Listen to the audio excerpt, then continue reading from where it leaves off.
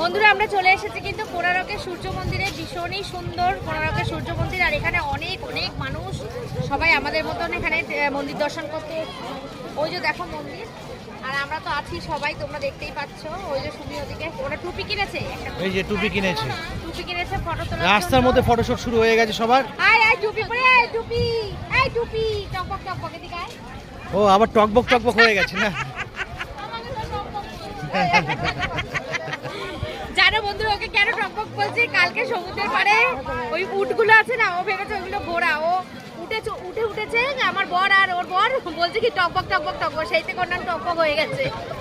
চলো চলো বন্ধুরা আমরা চলে এসেছি কিন্তু কোণারকের সূর্য মন্দিরে, ভীষণই সুন্দর কোণারকের সূর্য মন্দির। আর এখানে অনেক অনেক মানুষ, সবাই আমাদের মতন এখানে মন্দির দর্শন করতে।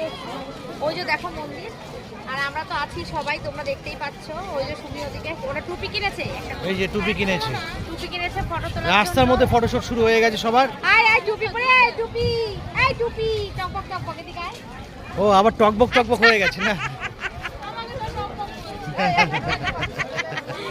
জানো বন্ধুরা ওকে কেন টকবক বলছি? কালকে সমুদ্রের পাড়ে ওই উটগুলো আছে না, ও ভেবেছে ওইগুলো ঘোড়া। ও উঠেছে আমার বর, আর ওর বর বলছে কি টকবক টকবক টকবক, সেই থেকে ওর নাম টকবক হয়ে গেছে।